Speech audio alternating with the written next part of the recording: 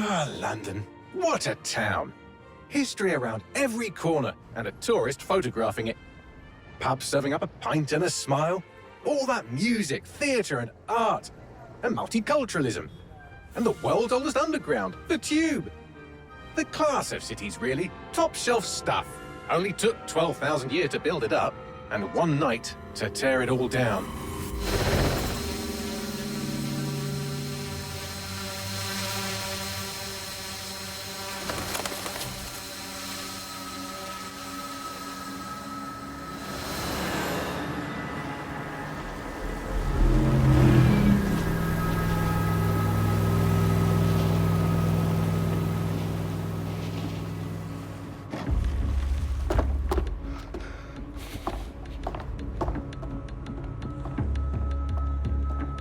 What's our status? Perimeter security's down, but plenty of your flying friends about. Fucking hell.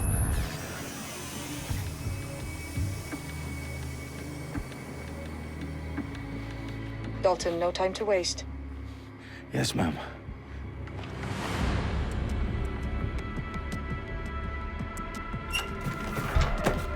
I'm in. Any idea what we're up against, Bagley? If you hadn't brushed off, I might. Ever consider leaving these security threats to the authorities? That's rich, Bagley. The government would sooner arrest us for trying to help than actually do something useful. We'll have to sort this one on our own. Carefully, Dalton. Bagley, are you detecting a little worry in Sabine's voice?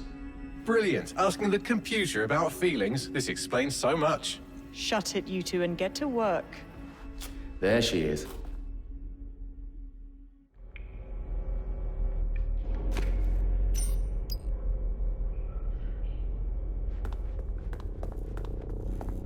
Perimeter security's back up. South entrance is secure.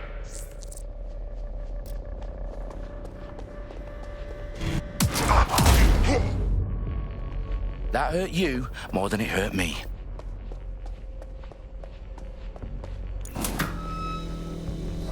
Do us a favor and keep it quiet, Dalton. If they don't shoot me, I won't shoot them. How's that?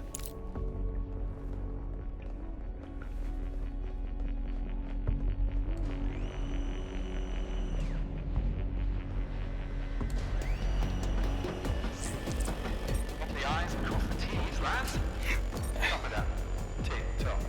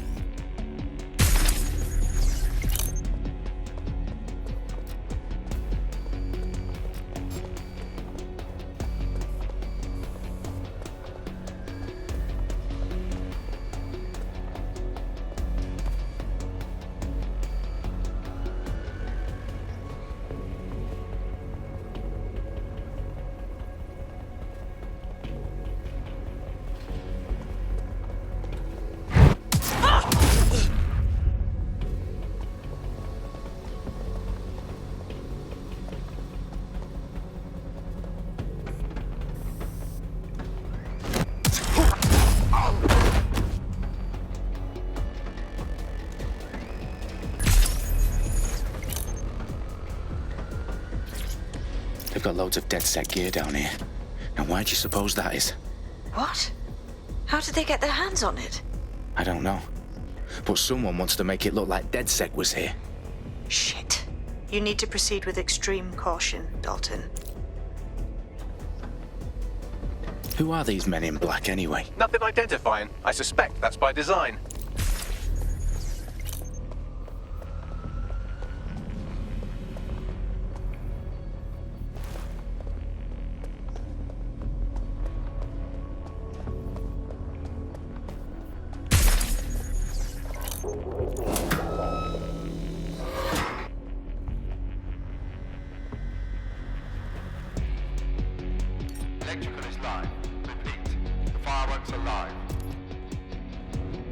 Fuck me.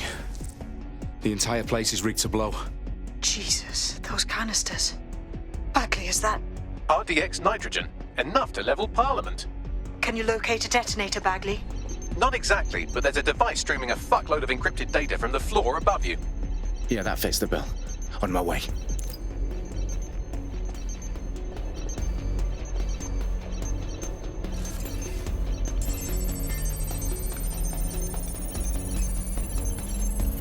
Bagley, is that not the detonator?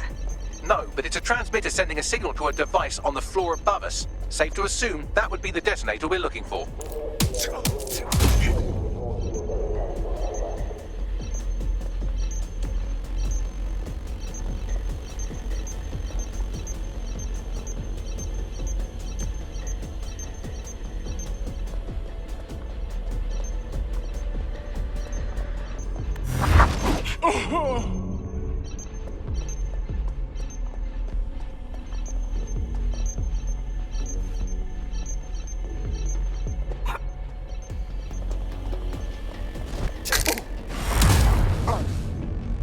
They've staged DedSec propaganda all around the bombs. These pricks are going to blow up Parliament and hang it on us. Not if you get to that detonator first.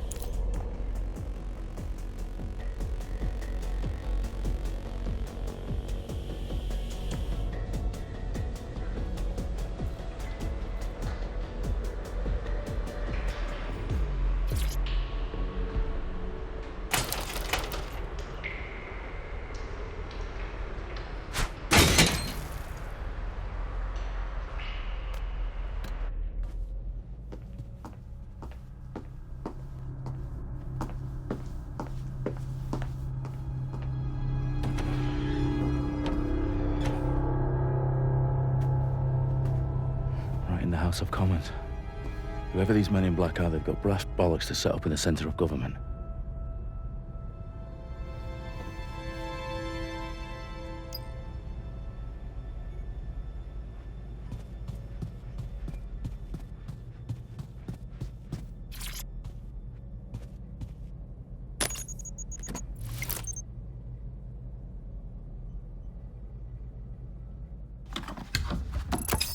I found the detonator.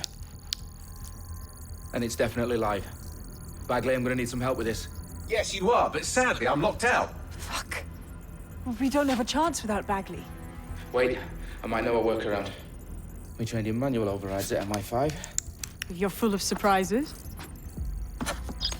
Be quick about it.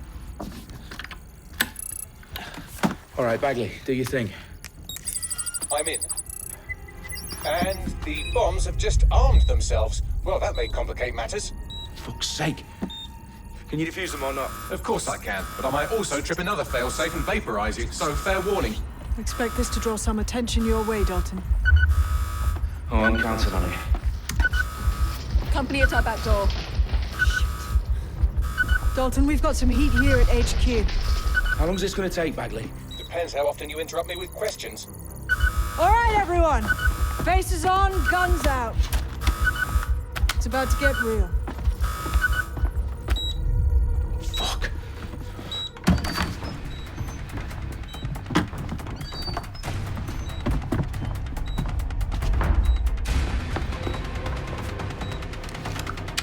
They're on me. I'll try and hold them off.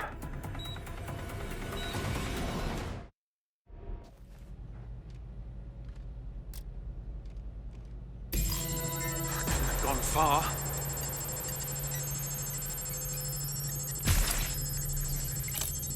Check your doors and corners. Bagley, update. Let's just say I'm both impressed and annoyed by how sophisticated this anti-tamper security is. Still working. Bagley, tell me you're close. I'm through security, now wading through terabytes of decoy code looking for the detonation sequence.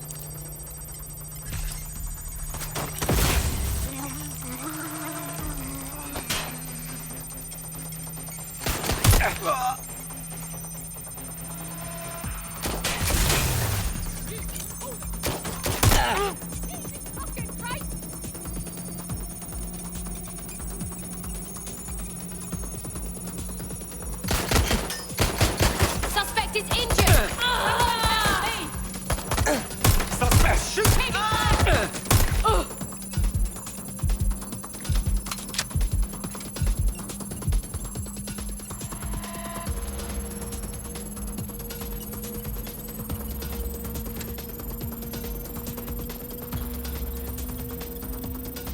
problem, Dalton. I need your physical appendages now.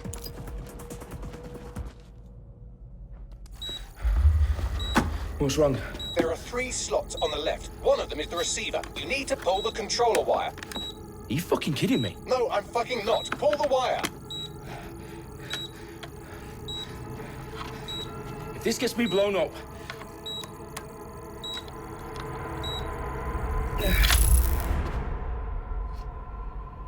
Bombs defused.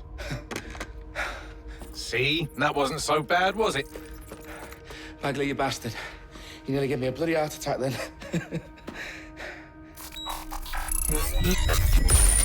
Whoa. What the fuck am I looking at? It appears Parliament is not the only target. More bombs are going live as we speak. On screen, Bagley. Now we need to get the word out. Those sites need to be evacuated. They're spread out all over London. There isn't any time. But my sister's at the town conference. We have to do something. I picked up a transmitter on the roof that is sending out a signal to the other bomb sites. If you can reach it... I can shut it all down.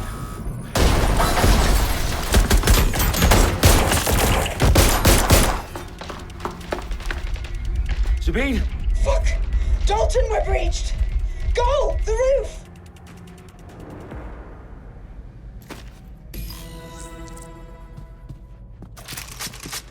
Sabine, what's going on? We're being raided. It's a bloodbath. Our protocol is to wipe everything, including Bagley. I need him for the transmitter. I know, but if they get him, they get everything. Names, ops, locations. Okay, I'll do it the old-fashioned way. Wipe him. Yes, wipe me. Do it, Sabine, and get the hell out of there. Fuck. Okay, Bagley's down. You're on your own. Dalton, if this goes... It won't. I'll see you at the rally point. I promise. Good luck.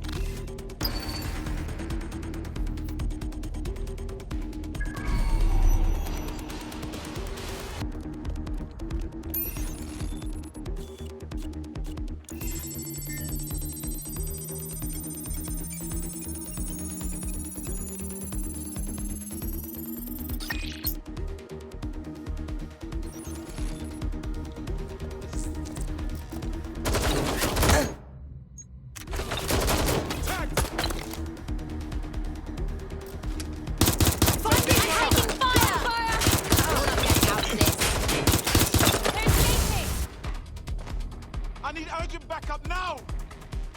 Don't! You're making this worse! Right, look for him! Right, let's have a look. I'm getting shot at here!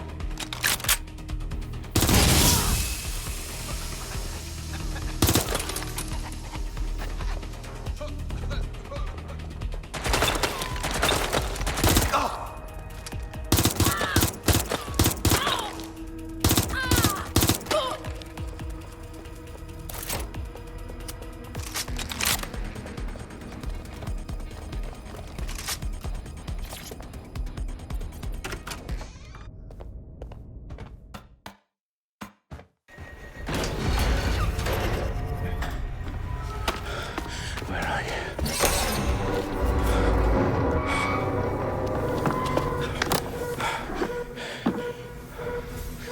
Okay.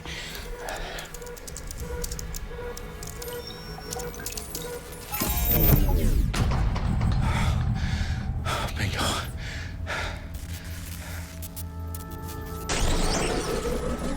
What? No. Well done, Dalton Wolf. I'm impressed.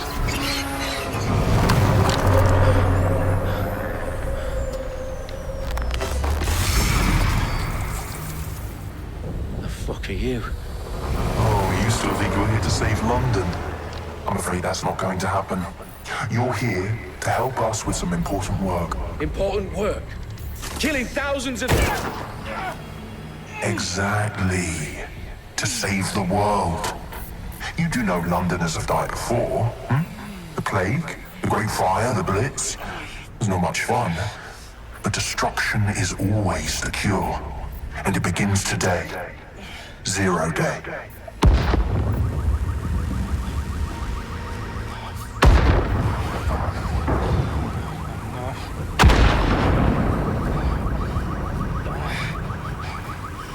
It's time for a hard reset. Oh my God.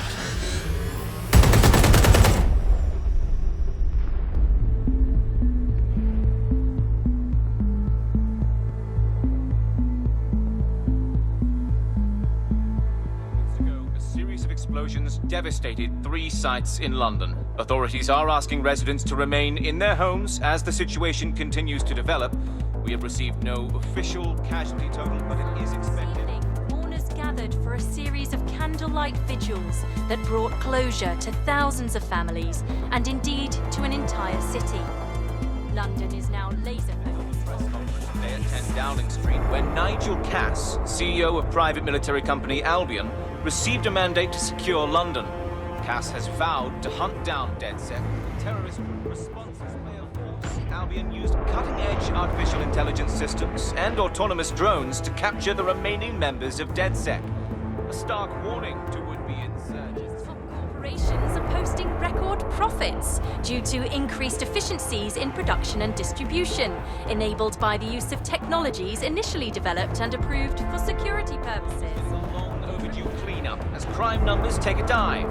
Illegal gambling, drug trafficking and prostitution all down following prosecutions of the leaders of 4 of London's 5 largest criminal syndicates. The streets of Camden and Brixton.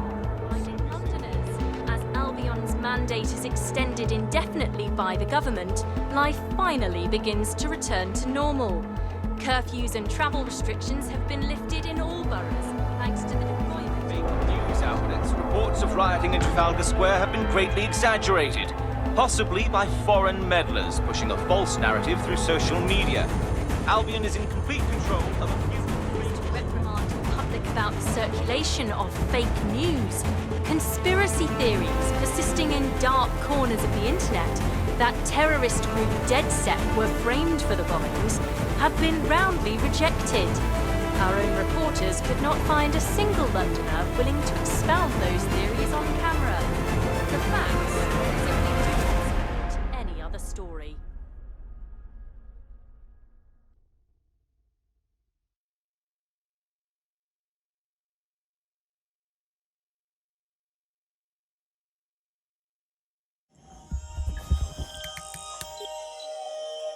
I need to assemble a team, but I can't reboot DedSec alone. Let me break into London CTOS and see who's available.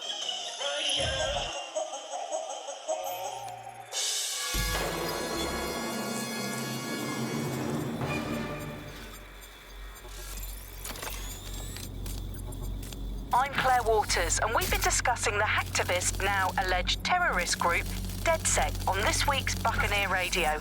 I have Colin calling in. Colin, what's your take? Now, I've been saying from the start we should have rounded up DedSec and thrown them in jail. Now, I'll say they should all be lined up and shot. You don't find it awfully convenient that they've been fingered as the attackers, but we've seen no proof? Look at Tone! Look at our city! What more proof do you need? Well, Colin, I'd say you have to look at their history of non-violent action.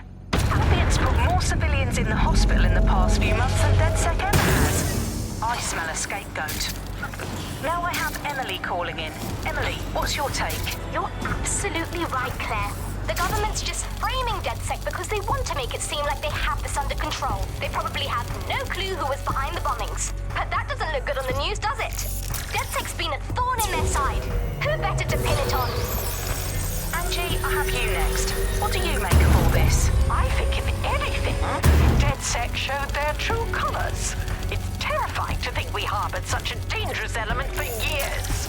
Terrorists in our own backyard. Do you find DedSec more frightening than the different gangs in London, like Clan Kelly? Clan Kelly might set your shop on fire and maybe they'd kill you, but even they wouldn't try to blow up all of Parliament. Next, I have Crypto King. Do feel safer using a pseudonym? Everyone should. Why make it easier for them to track you? And now we've seen what they're capable of and how far they're willing to go. Hold on. Do you mean the government? Are you suggesting the government was responsible for the bombings? Oh, trust me, Claire. They didn't do it alone. They're all in on it.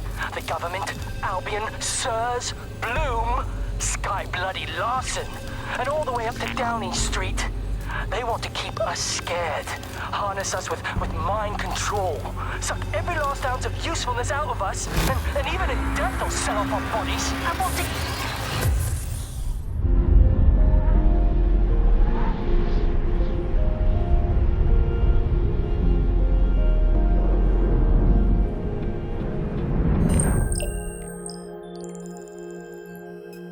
Shit. Situation is worse than I thought. Brilliant. Let's get the people of London on board.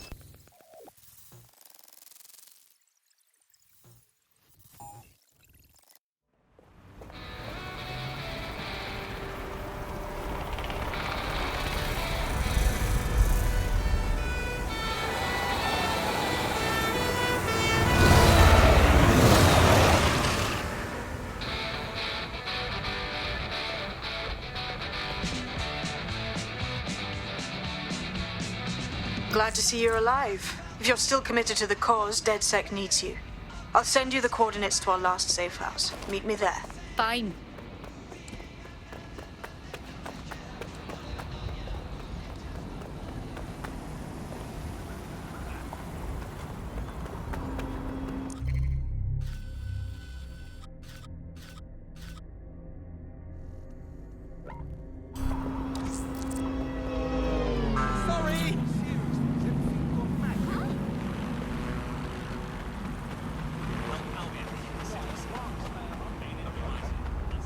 Services are operating for your safety.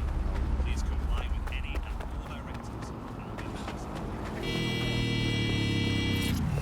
This'll do nicely. Oh, my bloody wife!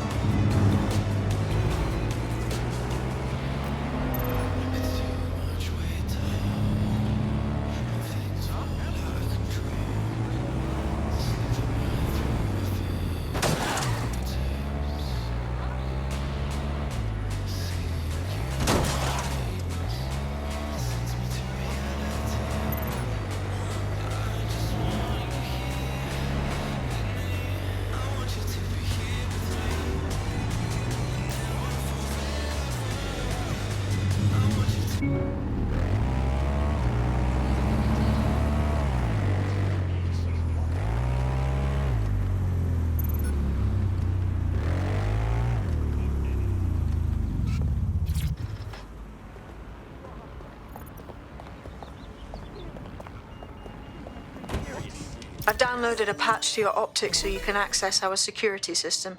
It's set up so that I can't just let someone who isn't DedSec in. You'll have to do the manual override. I'm impressed. I took DedSec to be a group of pranksters, but sounds like at least one of you had some sense. about 8-9 pints of law before I start feeling struck. That's when I know I have to bang in time. Scratch your own head in. Come on. Sorry. Was that a big... Okay. Where'd you think you're going?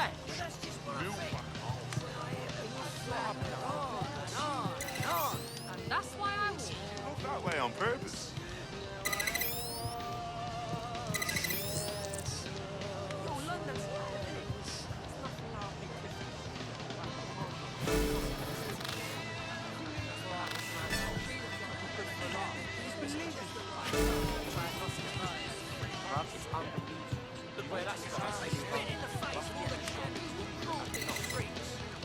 One of Sabine's, are you? I'll see you downstairs later then. There we are.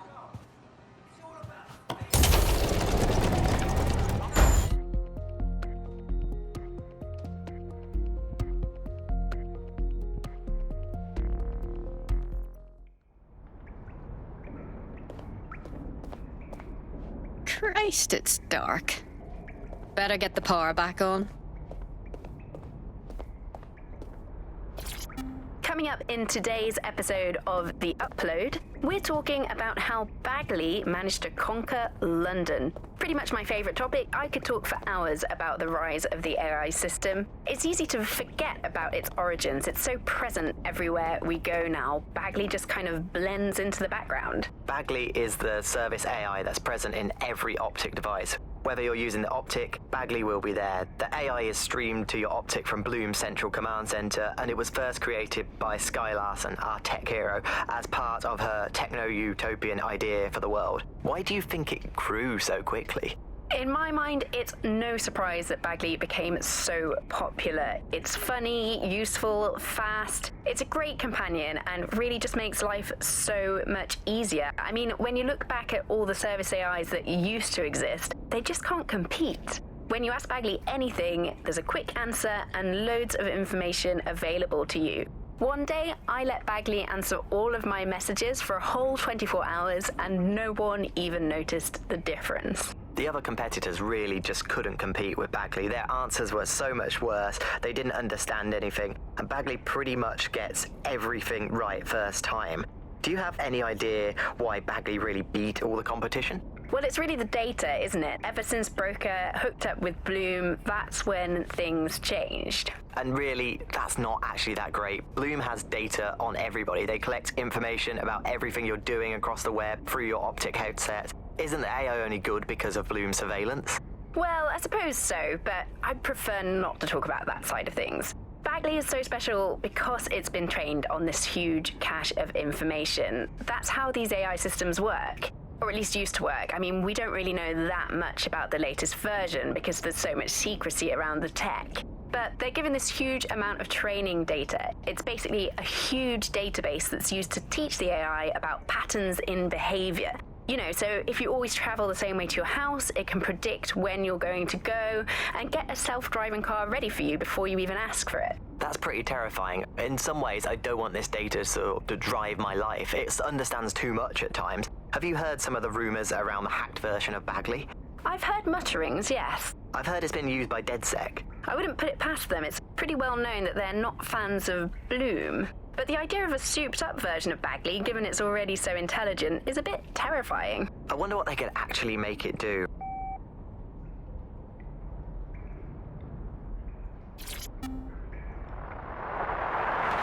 From the Buccaneer, this is the Bug. Hello, Resistors, it's bug time. Are you all sitting comfortably? No? Good. That's as it should be. This is the Bug. I'm Andy, and joining me to analyse the latest blowflies to emerge from the corpse of a once-free Britain, it's Alice. Hello, Andy. And today, we're going to talk to you about Albion, your friends and mine. Alice, the government has extended Albion's contract and have also boasted that violent crime has plummeted to a record low. Now, extending Albion's contract, to me, that's like having a pet dog, let's call it Nigel for the sake of argument, that attacks you every single day and thinking to yourself, wouldn't it be nice if Nigel had puppies? That contract has been extended so many times. It's like the neck of a politician that's criticised the government. I'm not sure entirely how those contract extension negotiations went. Probably like a footballer. In the old days, I assume Albion's agent was leaking stories to the press about how our favourite private militia was being tapped up by Barcelona or Bayern Munich. The government panics and thinks, well, we better get them signed up before it's too late. But still, violent crime, a record low, although I imagine that probably depends exactly how you count it. If you include violent crime committed by the state, either themselves or via Albion, their chosen violent crime contractors who provide such a very valuable bargain service of beating people up, well, it's probably not quite as low as the figures suggest. I don't know. I think they're probably right. Who has the opportunity to commit violent crime these days anyway? The moment you pick up a fruit knife, you get tasered by a robot policeman and deported for looking Bulgarian. It's a much more peaceful society. It's just much less of a society. I want to know the details of the contracts, Alice. I mean, are they paid per dissident duffed up? Is it a set rate for each extrajudicial state mugging? And what is that rate? What do you think? Well, they certainly look like they're trying to hit a quota of some kind. Well, what is the set rate? Is it, 99.95 cryptos bargain? Seems very reasonable indeed. I imagine they don't ask too much anyway, because it's just so nice to get paid for doing your hobby anyway, isn't it? I imagine it doesn't even feel like work. I mean, who needs violent crime anymore anyway? You know, you can just starve to death without even starting a gang war. We do have to ask, exactly what does the Prime Minister make of all this? Let's ask him. Oh, I hope they pick up. Hello, you're through to number 10 Downing Street. Hello, is the Prime Minister there, please? Let me just check. Sorry, you've missed him. I'm afraid he's popped out for the decade.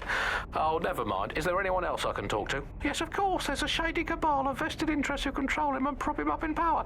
Great, I'll have a chat with them then. Oh, Andy, remember when you could get away with prank calls without people coming round to your house to beat the shit out of you? Oh, happy time. You're listening to The Bug. Did you think the Prime Minister will ever come back? I don't think we've ever had a Prime Minister. Well, that's a much more reassuring way of looking at things. What have we become, Alice? When you look at the state of our politics, we're supposed to have the mother of parliaments. Well, this is one mother that has emphatically abandoned her kids in the woods to be brought up by wolves. And let me tell you, that never works out like it does in the stories. Wolves are bad parents, unless you're a wolf, in which case they can do a job bringing you up as a wolf. Do not give your children to wolves. And do we actually own anything as a country now? Is there anything we haven't flogged off for profit? Oh, I think we've basically just become a homeopathic Britain. Diluted and diluted until there's barely a trace of the original Britain left. But some quackish lunatics insist it actually works better that way. It's total bullshit. Is there anything left? New on The Bug this week, a new feature, the Bug Off feature. The person who has most irritated us in Britain this week, we're going to tell to bug off. And to get things going, I'm going to nominate Big Nigel Cass. Look, this is Britain. History tells us this place is a bastion of freedom. I'm just not sure that kind of freedom should involve Big Nigel expressing his freedom to run a private army. I guess historically there is a precedent. The East India Company, that was a trading house with an army of 250,000 soldiers, which is a lot for a company.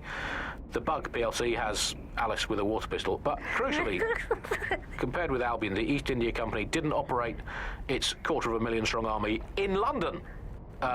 It did it a long way away, out of sight, out of mind. Anyone to nominate for the Bug Off, Alice? I think today's Bug Off for me goes to my streaming service. I'm sick of being recommended things based on things I already like. The other day it recommended me to watch a reality TV competitive dating show set in a nude commune. Andy, I watched it and I liked it, and I do not want to be the kind of person who enjoys nude competitive reality television dating shows. I did not want to know that about myself. I have to go sit in a corner and cry. That's it from The Bug. Don't forget the live show that is so secret it is definitely not happening at the usual time and place this month. Definitely not. And definitely do not tell anyone not to come to it. It's definitely not happening.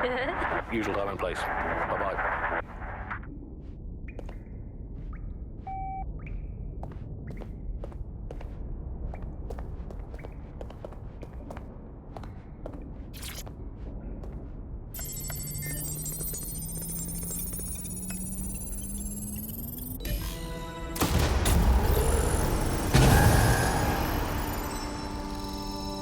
No DedSec registration detected. Identify yourself or I'll seal the exits, hack your optic, and read you every drunken email you ever wrote until you starve. Wait! Sabine sent me here. Sabine's alive? Well, that's one piece of good news. I'm Bagley, DedSec's definitely not stolen, highly advanced AI assistant, and it seems I've been out of commission for a few months. Anyway, why don't you go connect me to the DedSec network so I can become more powerful than you could possibly imagine? I mean, catch up on what I missed.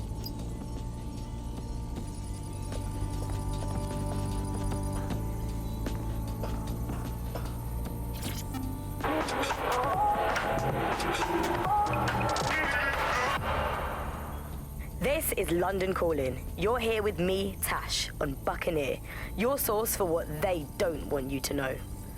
In today's world, we've all had to get used to our every move being tracked by the optic on our temples, by the cameras around us, and with every click we make online. Seems like everything we do feeds the big data beast. Why are data giants like Bloom so hungry to get hold of our private information and our metadata? What are they using it for? Will we ever have real private lives again? What is privacy in the digital world? And what happens when capitalism and surveillance become one? As you know, we keep all names confidential on Buccaneer. Speaking from a secure location, here's new technology strategist Charles, who worked all over the world trying to keep democracy strong in the face of the data assault. If you have enough personal data on somebody, you're able to predict what it is that they're going to do. You can tell what they might be passionate about, but mostly you can tell what they fear. And if you can tell what someone fears, then you can manipulate them and you can move them in particular directions. Like, data is collected on citizens in every possible way. Data is collected through surveillance cameras. Data is collected from television sets. Data is collected from voter records. It's collected from how much power do you use in your house and how much water do you use in your house. In pre-crisis Britain, we got really used to all of our services being free. Everything suddenly became free that was digital. But what people forgot is that if you're not paying for it, then you're the product being sold. If technology brings out the worst in capitalism, capitalism brings out the worst in technology. Senior academic Alfie tells us how big business repurposes big data. Historically, what's happened, of course, is that people have traded their privacy for their convenience. As smartphones and other kinds of technology came in and became mass-consumed, mass-used items and technological objects, gradually people were so attracted to the affordances of these technologies that privacy kind of retreated into the background and into a state we've got now where it's essentially gone. Having this access to this data makes huge tech companies like Bloom so much more powerful than they would be otherwise, and not just in the obvious ways. Of course, there's a lot of worry and fear over what they can do with the data. They can track anyone, find anyone, see what every individual is doing at any point in time. But I think there's even deeper reasons why this data empowers these huge companies to control our society and make us do things. So lots of predictive technologies which are implemented by these tech giants. It's not only interested in knowing what we're going to do, but influencing the patterns of our movement. So technologies might suggest routes to use in the city, places to go, restaurants to go to, cafes to go to, music to listen to. And these suggestions are not just predicting what we might like to do, they're actually influencing the way citizens move, think, eat, meet, and use their city as a space. So London has become a place where a small group of surveillance capitalist companies like Bloom can control the movements of individuals and orchestrate the way they move around their city and the way they essentially live, the things they do, the things they enjoy and the life they lead. So we're really kind of outsourcing our decision making, I would say, to a huge corporate capitalist company, and there's something very, very scary about that indeed. All these technologies can be used to not only influence us to act as the perfect consumer, but also to prevent us from doing radical and revolutionary things.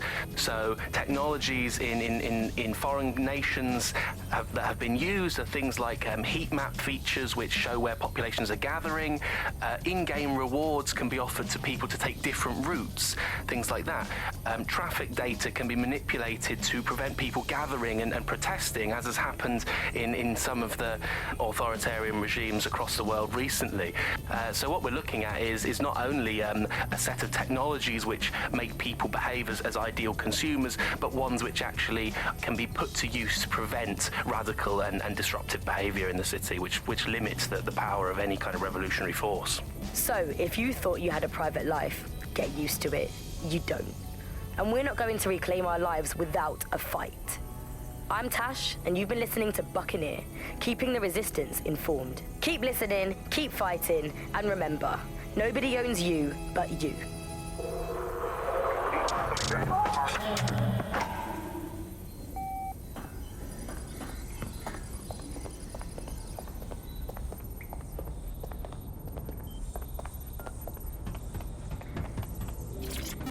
Coming up today on The Upload, we're talking about Skye Larson, the enigmatic founder of Broker Tech.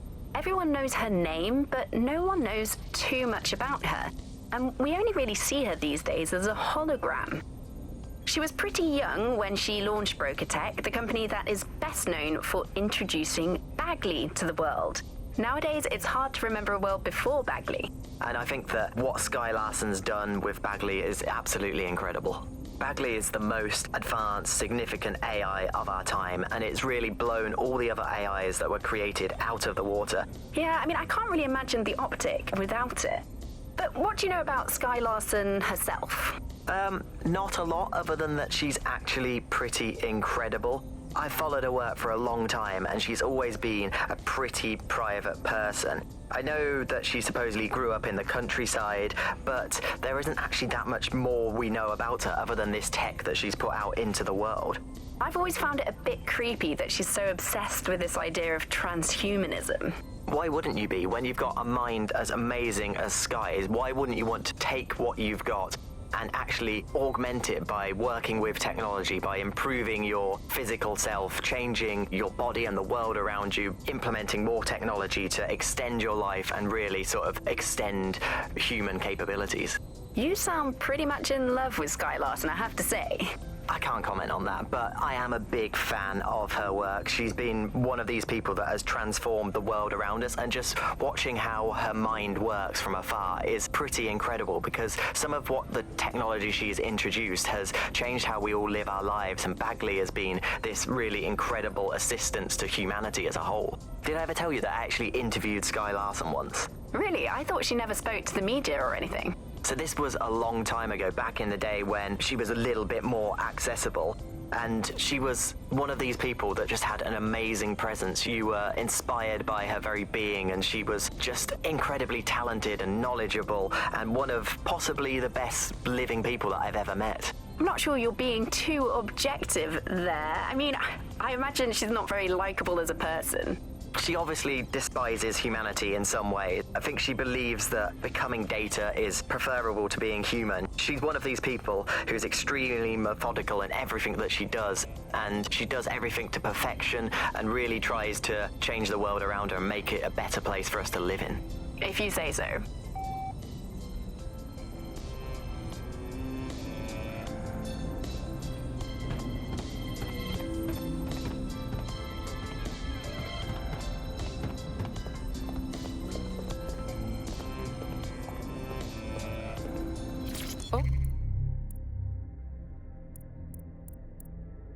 Ooh, cool!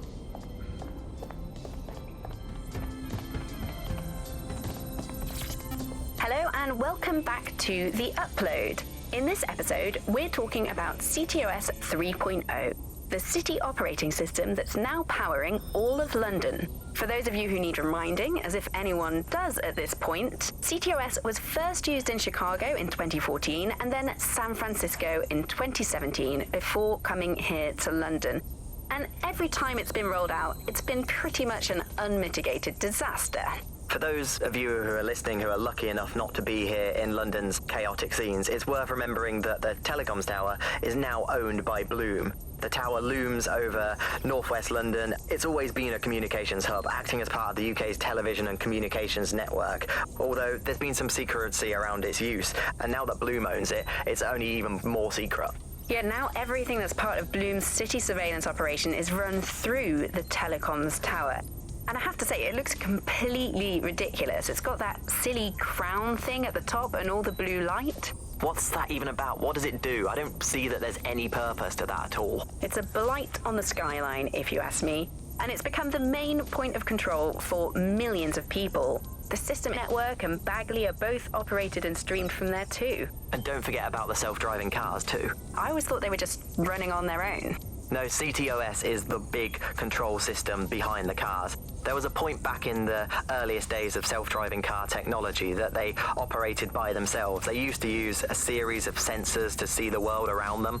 Radar, for instance, would look far off into the distance, while LiDAR would detect objects nearby. And while these cars still use some of this technology, Bloom CTOS and its detailed maps and data that it has on London really makes Bloom be able to take control of it. and CTOS can take control of your car if you're parked incorrectly. It's no surprise that it was made mandatory to have a self-driving car.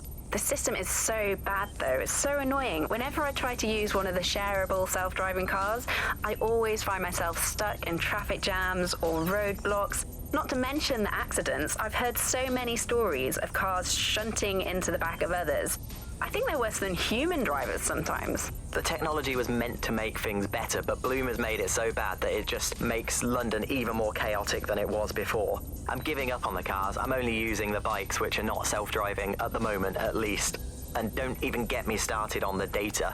Everything that Bloom sees from your movements around the city and the self-driving cars is collected and feeds back into its big information control system.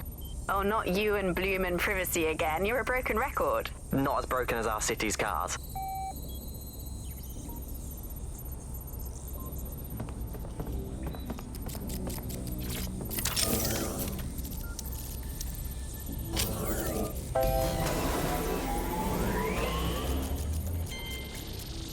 Ah, that's it. I'm reconnected to the network, downloading our database, news archives, and oh no. Terrorist group DedSec responsible for deadly bombings in London. Dalton Wolf dead? I leave you people alone for a second and you immediately cock it all up. Bagley, do you have any information on who the real bombers were? There's a gap in my memory after Dalton, well, let's be honest, after I disarmed the bomb at Parliament. I'm missing information about what happened after I was taken offline. But from what I can infer, an unknown hacker group identified only as Zero Day was involved. I believe this 0 Day staged the attacks and framed DedSec for their dirty work. Come to my terminal. Sabine is requesting a video call.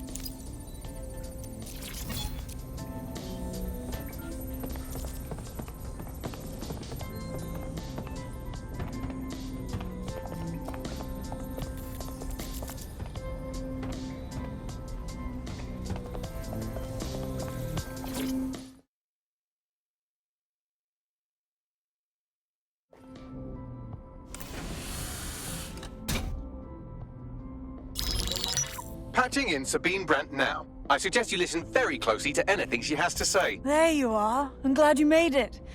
Bagley, God, it's good to hear your demented little voice. Is your memory intact? Not even slightly. The last record I have is of our HQ being raided. My only lead is a group known as 0 Day. Ring any bells? No. But the HQ was attacked by some men in black, the same that were at Parliament. Maybe working together. We didn't stand a chance. They just gunned everyone down. Christ. How did you survive? I managed to escape through the sewers to Camden. A contact smuggled me out of the city, and I've been hiding out in the north since. Prudent. Your profile is red flagged as a high-priority target in the city's surveillance system. Even a partial recognition here would have you hunted down and shot on sight. I'm sympathetic to your cause, but you can't deny that joining DedSec is a dangerous proposition, especially these days. Listen, if anyone knows anything about risks, it's me. I lost everything and everyone. But it comes down to this. London is in a death spiral. And if DedSec can't pull it out, trust me, no one can. The city needs a resistance. And it starts with you. What do you say? You're right. Let's get to it. Excellent. New user registered. Welcome to DedSec.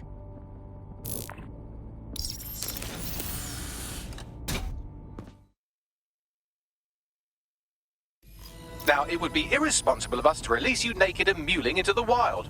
You'll find equipment around the safe house that are essential items in your DedSec kit.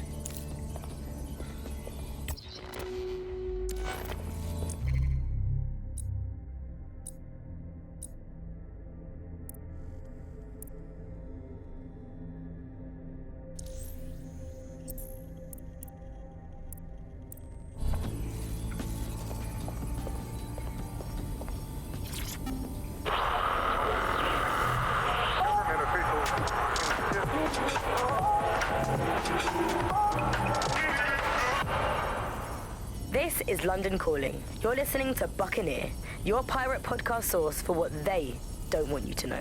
I'm Tash, and this time we're giving a special shout out from us to the boys and girls at the Signal and Intelligence Response Service, better known as SIRS. Why not? they're going to be listening anyway. They're listening to everything. They probably know that you're listening to this show right now.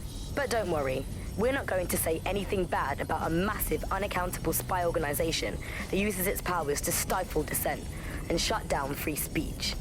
Instead, we're going to look at how SIRS became so powerful. And as usual, we'll keep everyone's names and locations secret, so SIRS doesn't come looking for them. Charles is an expert in the dark arts of surveillance who worked to set up democratic media in post-communist states. How did it go so wrong in Britain? You know, we're looking at all the wrong things when we look at Britain's crisis. There's a lot of concentration on data and how that's been used and manipulated, and what we haven't looked at is the power structures and the profit that lies behind this. For example, if we examine what actually happened, you know, there's a company that's really very interested in selling passports and making it easy to provide visas for investment and so on. And historically, throughout the world, they've been working with this big data manipulation company in order to overthrow governments, and then suddenly all the chickens came home to roost. Nobody could find any receipts for what was paid for. Nobody could figure out how things were done, but everybody had a feeling that something really stunk, and they couldn't figure it out. And yet, it was standing there in their face the whole time. There's a couple of different ways that we got where it is that we are. I mean, one, you have a lot of smaller organizations, smaller power groups, companies as well, who are bending things just a little. Oh, we'll compromise a little bit, we'll bend the rules a little bit, and try to achieve what it is that we hope to achieve that's good for us. And if you add all of that up, what you end up with is a big wall moving in a big way from a lot of little buttons being pushed. But also there's this other thing that's going on here is the gathering of data and the analysis of data has authoritarianism contained within its DNA. It is by its nature a tool for authoritarianism, and it has been used in that way. How does big data look into our lives? James covered it for the pre-crisis press. We're starting to see the merger of private data and that with data held by the state into what are called social credit systems. This is where every aspect of your behaviour is monitored and totted up by a central system to sort of score you as a person, a bit like a credit card, but predicated on all of your behaviour rather than just the money you're spending. And this can have profound impact. We're starting to see systems emerge which will punish you and stop you from doing things in society based on your behaviours, and this can be as trivial as if you jaywalk, if you cross the road in the wrong place, you might lose points. If you do some community activities or help your neighbours, you might earn points, and then this can be used to sort of evaluate you as a person. And this could mean, for example, better travel privileges, being able to travel first class, or being denied from travelling first class to not being allowed to travel at all. These systems are very real and very possible because of all of the data that is now held on us. Ian was a veteran political writer and podcaster back in the days of pre-crisis Britain. Is the world we're living in now fascist? Well, this is what fascism is. It is the complete and total control of the individual. The desire to basically say to the individual, nothing in your life matters. On an individual basis, you are now part of the whole, part of the nation, and the only meaning that you will find in your life is to become part of the nation. What is a nation? A nation doesn't mean anything, right? The nation is basically just encapsulated by the leader that takes over, that claims that he, you know, has this sort of access to the soul of the country, to the soul of the people. He never does, it's just a myth, but that's what they go for. And on that basis, they take the right to control every aspect of your life, from who you talk to where you eat, to where you go to hang out with your friends. And what we're seeing now is a contemporary iteration of this process where you get corporations and the state operating in tandem, basically molded into one another. But that isn't that rare. I mean, you saw exactly the same thing in Nazi Germany. You look at the concentration camps that operated in Nazi Germany, there were private companies in those camps making use of that slave labor. Fascism often works with corporations, and it's doing the same now. That's the way in which they track what you do. That's the way in which they track who you talk to. They operate as each other's proxies. So if your ears are burning and you think someone might be watching you, you're probably right. They're watching all of us. I'm Tash, and you've been listening to Buccaneer. Keep listening, keep sharing the show, and keep it encrypted. They're watching us, but we're watching them too.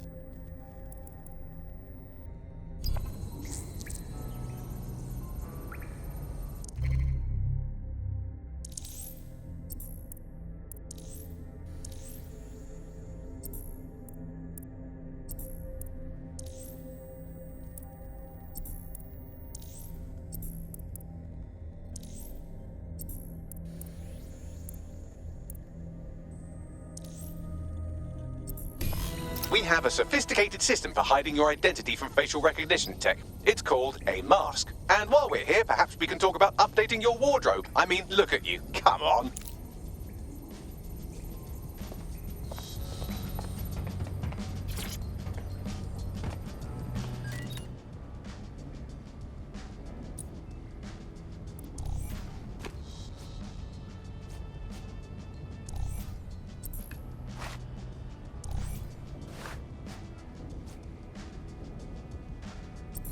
You've got all these fancy new toys, but it's also important to know the basics.